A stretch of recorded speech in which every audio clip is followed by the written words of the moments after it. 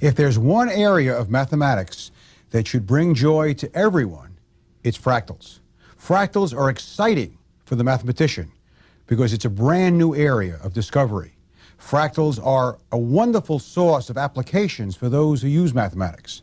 And for everyone else, fractals offer a beauty that is absolutely beyond wonder. And in fact, a good part of this lecture, all we're going to do is look at fractal pictures. Pictures created with pure mathematics that are breathtakingly beautiful as far as I'm concerned. And I just never get tired of looking at these pictures and thinking about all the mathematics embedded in each and every picture. Fractals is a new area of mathematics. The modern study of fractals began in 1976 when Benoit Mandelbrot, a French mathematician, published his Les Objets Fractals. Mandelbrot had worked for 25 years studying seemingly chaotic events. With the availability of the computing power available to him, he was able to analyze the data and discovered that there were discernible patterns among these seemingly chaotic events. His work began with the analysis of telephone line errors, which he completed for Bell Laboratories. He also examined the measurements of the height of the Nile River over time, the fluctuations of commodity prices, and the measurements of turbulence, all of which appear to be chaotic, that is random. Yet with fractals, he was able to bring some sense of order. And this is just the beginning. All these data sets, again, were recorded and to everyone else appeared to be random. Mandelbrot decided, no, they're not. We can use a new powerful branch of mathematics to build models. Remember, one of the things we do with mathematics is to attempt to model the real world. At this time, it is probably necessary to define what a fractal is. A fractal figure has a dimension that is not a whole number. It's not a one-dimensional object, it's not a two-dimensional object, it's somewhere in between. And you may say, how does that happen? Well, that is beyond the scope of this one lecture, but if you're interested, there are many books, websites, and courses available that do nothing but tell you about fractals. A second important factor is that a fractal image displays self-similarity. When you take a certain part, just a small part of a fractal, and blow it up, you see the original image. And we'll see that on a number of occasions in the figures we look at in this lecture. A fractal function will display chaotic behavior, and we'll look at an example of chaos in terms of a simple fractal mathematical function on the graphing calculator in a later time during this lecture. The initial investigation involved in the production of fractal images used repeative processes. Repeative processes are called iterations. You do the same thing over and over again. In 1883, George Cantor created the Cantor set. He took the number line from 0 through 1 and removed the middle 1/3, and then continued to do that. He removed the middle 1/3 of each of the two remaining pieces, and the process was repeated over and over again. There are an infinite number of points within the pattern after an infinite number of repetitions of the process. Mathematicians of the day gave little importance to Cantor's set. Again, that was 1883. It was very difficult to visualize, but Cantor was onto something, and today we respect his thoughts. In the 1890s, Giuseppe Peano created the Peano curve, which was constructed by repeating a process. The curve appeared to be a one-dimensional object that filled the plane. Around 1900, Helge von Koch created the Koch curve. He started with a line segment, which he split into 3 equal pieces. He removed the middle piece and replaced it with 2 equal pieces, forming sort of two sides of a triangle, as you can see on the screen. Then, the same technique was performed over and over again on each of the sections. In other words, you had 4 line segments. Each of those was divided into 3 equal sections. The middle section taken out and replaced with 2 sections looking like a triangle, and so on and so forth. Eventually, you got the Koch curve. You'll notice that the Koch curve appears to have infinite length as you go around all the intriguing little corners, despite the fact that it has a finite overall length. This is part of the interesting thing that you find in fractal images. If the process is begun with an equilateral triangle, then we have what's called a Koch snowflake. And here you can see the development, actually the second step that looks like a six-pointed star, and you continue to do the Koch maneuver, and you wind up with the Koch snowflake, a fractal image that is about 100 years old. Again, what was the use of this? At that point in time, it was just something to play with. And of course, it took a great deal of time to do because it was done manually. In 1916, Wacław Sierpiński, a Polish mathematician, created the Sierpiński triangle, which has become an important image in fractal geometry. Sierpiński started with an equilateral triangle. The midpoints of the three sides were found, and they were connected with forming four similar equilateral triangles. The middle triangle is removed in this picture. In fact, it's darkened in, and we have three replications, but smaller size, of the original equilateral triangle, and the process is repeated again.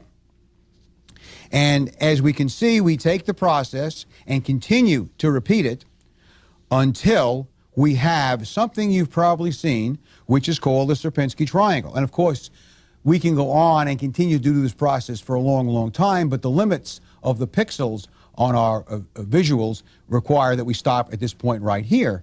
And this is a fascinating picture. But again, Sierpiński, back in the early part of the century, really wasn't sure what to do with all this. And of course, unfortunately, he passed on before computers came around and allowed us to investigate the very practical nature of the Sierpiński triangle. In fact, one very interesting result is we've talked about Pascal's triangle. And if you take Pascal's triangle and color in all the even numbers in the triangle and leave the odd numbers alone, or color them in white perhaps, you get Sierpiński's triangle. That is, Pascal's triangle can be made into Sierpiński's triangle. And when I ask people, who do you think discovered this, they figure some old male, right, with thick glasses, very boring person. It turns out it was an 11th grade female who did some research and came up with this while she was still in high school. The discovery that the Sierpiński triangle can be found in Pascal's triangle. Remember, we talked about Pascal's triangle. I said there was a great deal of sequences and interesting sequences of numbers hidden in Pascal's triangle. This is one more, and this was not discovered until, I believe, the 1970s. But again, the use of the computer allowed us to see the importance of Sierpiński's triangle. An example of this is the chaos game. This is a game that can be found on websites, and it's kind of amusing. You start with an equilateral triangle with each vertex identified with a color. There's a red vertex, a green vertex, and a blue vertex. A fair six-sided die is used with two red sides, two blue sides, and two green sides. So when you roll the die, you have an equal chance of getting red, blue, or green. The game starts by picking a random point inside or outside the triangle. The die is rolled, and a new point is marked halfway from the original point to the vertex with the color you rolled. And as you rolled red, you pick a point halfway to the red vertex. And then you do this again and again. And the process is repeated for a while. And once the point is in the triangle, and eventually the point will get inside the triangle, you roll a few more times and repeat the process, and then you start recording the points. One would expect that after a very large number of these rolls and plotting points, you would have a random filling of the triangle with dots. This is not what happens. But of course, this is a time-consuming process unless you're using a computer. And on the computer, it was found that when you do this many, many, many times, instead of getting a random filling of the triangle with dots, you get Sierpiński's triangle. Now, if that's not amazing, I'm not sure what is, because there's no rational reason to believe that you would get, on a random roll of a die, get something as exquisite as Sierpiński's triangle. But that's only scratching the surface of the exquisite nature of fractals. At the beginning of the 20th century, Gaston Julia and Pierre Fatou began working on what they called iteration theory. Remember, iteration is when you repeat a process over and over again. And here what they did is they would take the output of a function, y, and use it as the x in the same function, repeating this over and over again to see where you wind up. Julia and Fatou believed that applying the iterative process to functions would produce images. They were correct, but they were not able to produce those images because computers did not exist at the time to help them realize what they knew was out there. And to me, that's very frustrating, that these folks were out there, had these great visions of what could happen, couldn't prove it to anybody, and only maybe the mathematicians who were aware of what they were doing had any respect for their life's work. 60 years later, 60 years after Julia and Fatou worked on this, Julia sets were produced, and the image is universally recognized today for its beauty and complexity. And you will notice, here is a Julia set.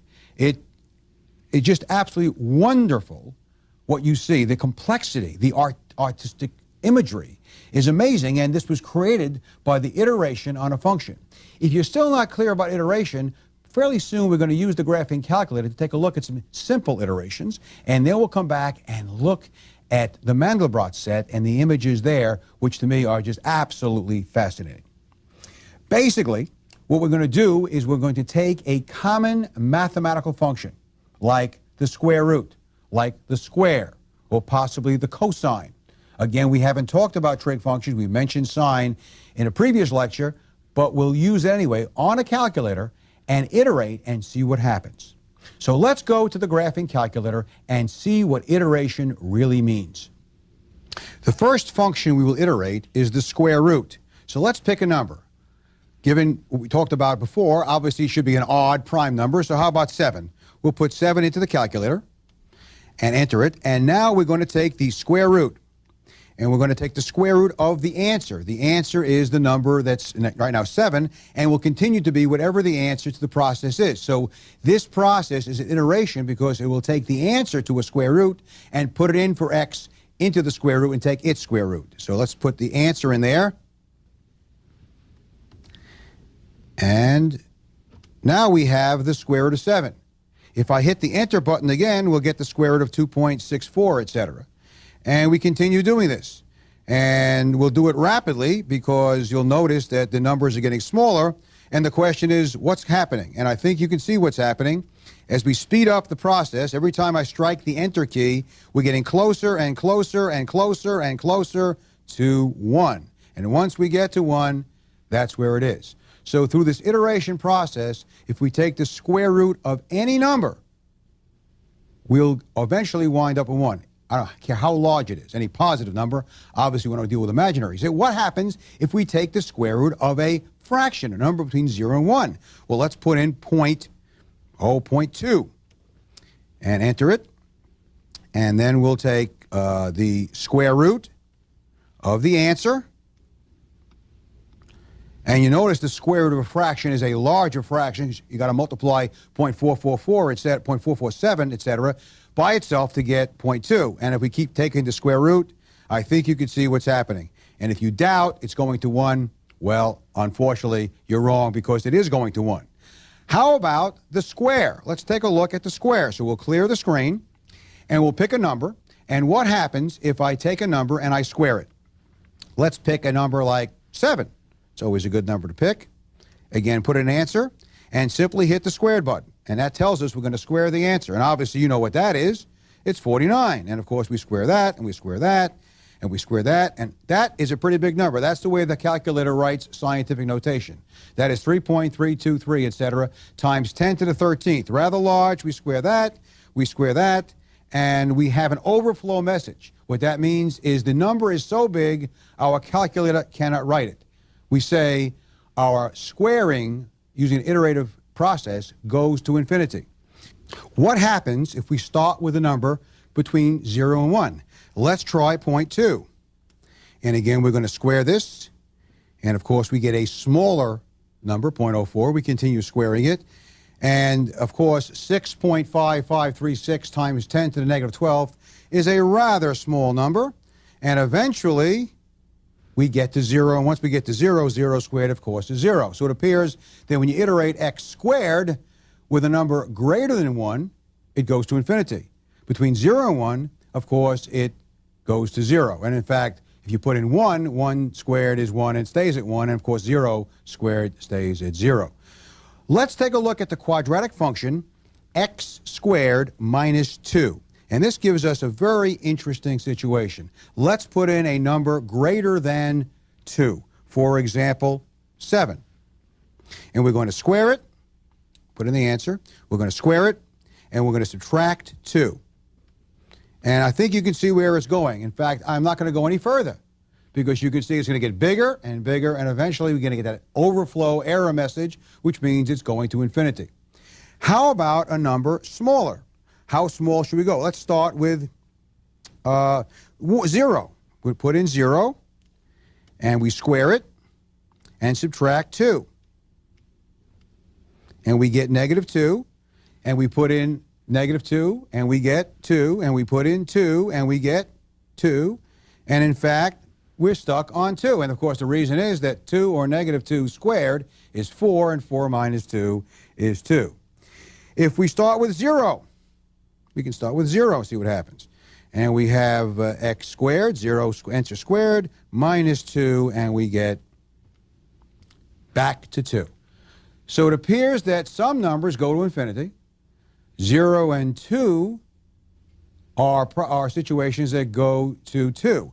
But the interesting thing is, and this was discovered by just playing around with these iterative processes in a recent year, what happens if we pick a number between 1 and 2? Let's pick 1.4. And square it and subtract 2. And square it and subtract 2. And square it and subtract 2. And just look at those numbers. We have a negative and a positive and another one near it and another one near it and one a little smaller and then a fraction, and then we have a negative. I would say you got a 50-50 chance to tell me whether the next number is positive or negative. If you guess positive, you're right, but you probably couldn't get 10 of these in a row because this is chaos. What mathematicians discovered was this function, x squared minus 2, when iterated for values between 1 and 2, gives you chaotic behavior. You can go on forever and you'll never be able to predict the next number. It doesn't lock, it doesn't go to infinity, it just is chaotic. Why? We don't know. What functions will be chaotic and what function will not? We don't know. We are just scratching the surface of mathematics. Let's take a look at the cosine function. The cosine is very interesting. And so let's go ahead and clear this out. And we made sure that our mode tells us we're in radians, because remember, we have to do things in radians. We're dealing with the real mathematics. And we're going to take the cosine of an angle. We'll pick an angle of 1 radian, which is pretty close to 60 degrees. So we'll put in a 1, and we'll take the cosine of the answer, which of course now is 1. And we keep doing this. We get numbers. Obviously, cosines, as we'll see in a future lecture, all occur between -1 and 1. And we go through this, and we see we're getting numbers into 0.7s. And I'll speed up the process just a little bit. And don't try to keep track of all the numbers because they're going by fairly rapidly. But you'll notice the numbers are getting pretty close to 0.739 something. Let's do a few more just to see if we can get any closer. And I think you can see that we got 0.73908, and eventually we will wind up with 0.739085132. If you don't believe it, you can try it on your calculator. You can use a graphing calculator or any calculator that has trig functions on it. You will see that when you iterate cosine, you wind up with the value we talked about. The fact is, this is fascinating because there's so much mathematics left to be done here, and someone's going to do it, and the quicker they do it, the sooner we'll be able to find applications. So someone out there, perhaps right now, who's in elementary school, or in high school, or in college, will discover a way to discern which functions, when iterated, provide chaotic behavior and which don't. When you get certain kinds of locks, and when you go to infinity, and why, and why, and why. That's mathematics.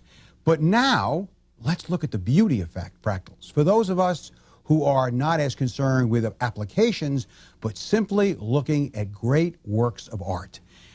And as we'll see when we talk about geometry, there's a great deal of mathematics in art. Perspective, for example. So when we look at a painting, it looks real. And this took many, many years to develop, but we'll leave that for our discussion of geometry. What is this art of fractals about?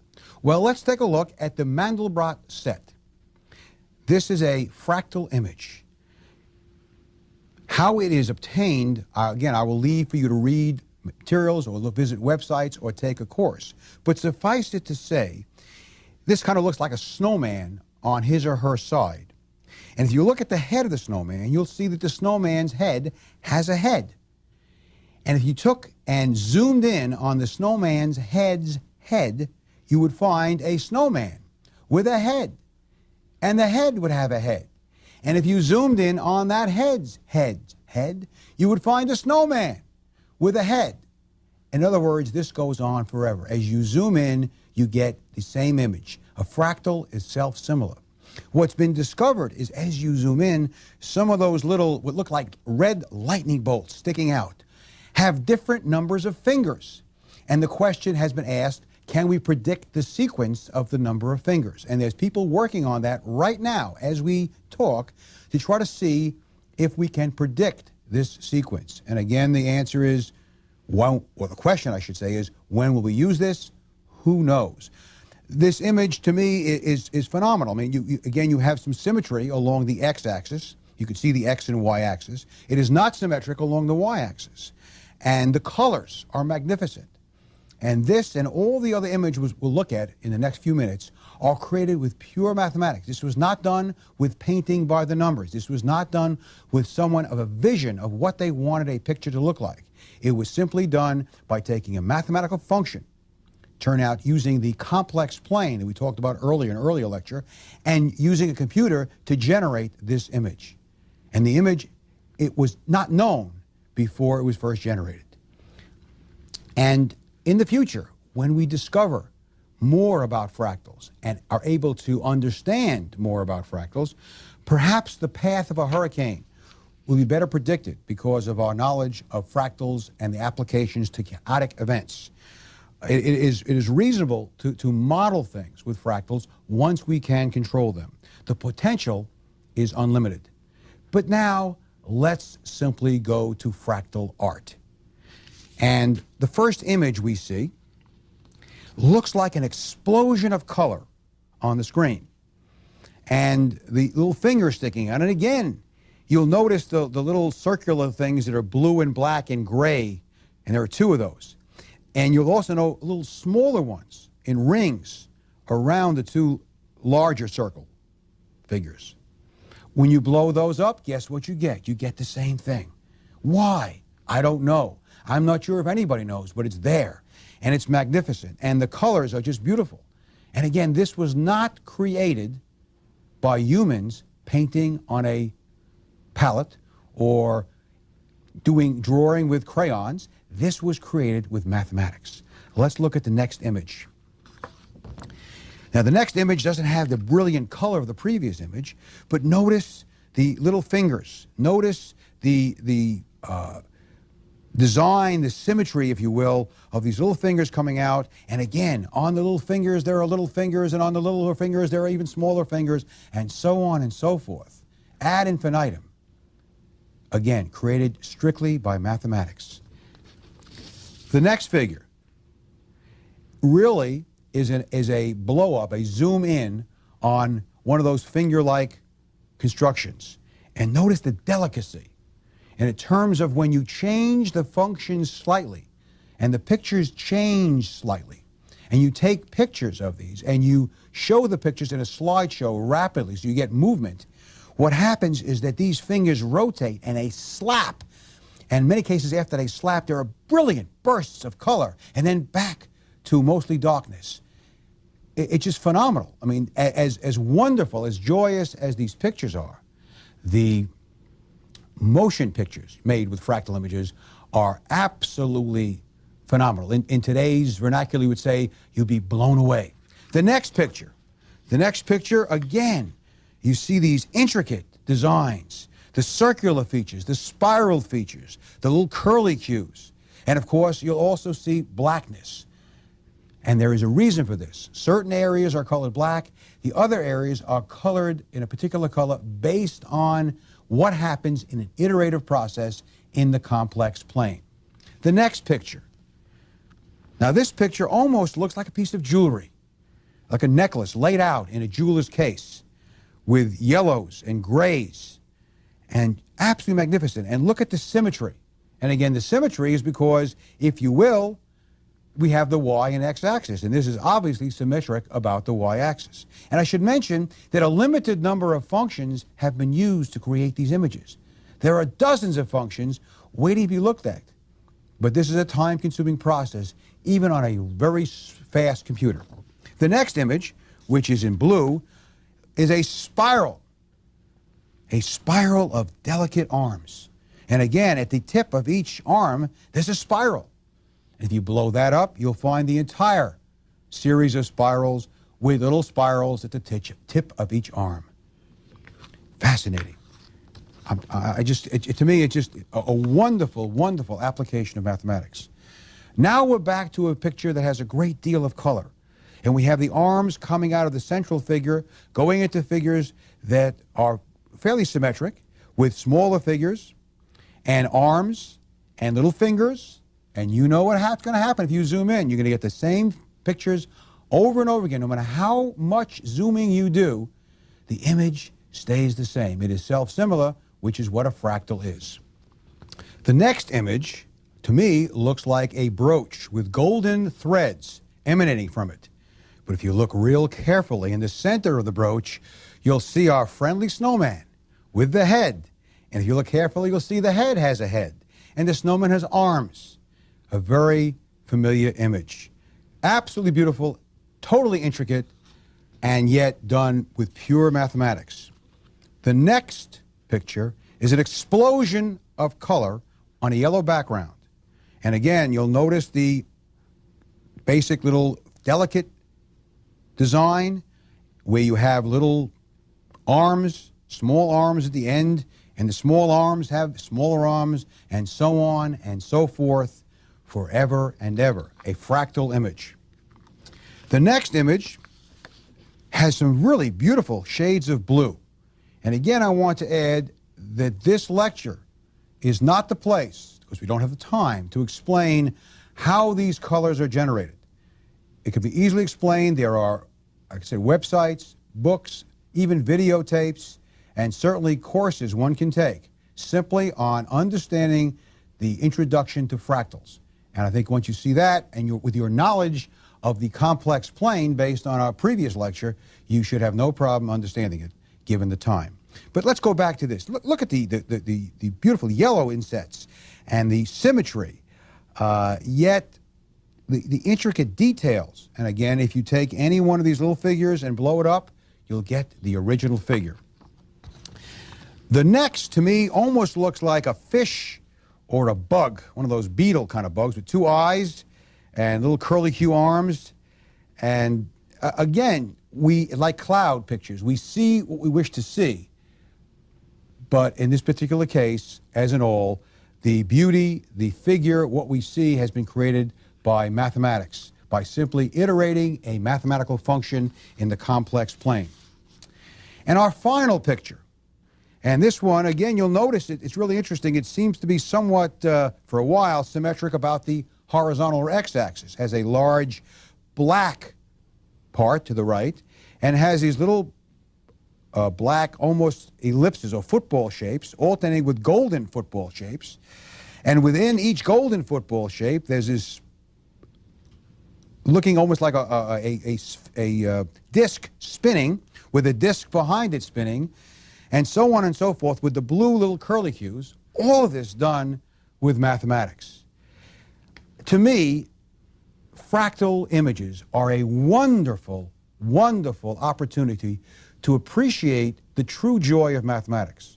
For those of us who are enthralled with Pascal's triangle, for those of us who find joy in the solution to a system of equations, this is even beyond that. But certainly to everyone out there to whom mathematics is not the most important thing in their lives, I think you will agree that fractals are a wonderful, wonderful part of mathematics.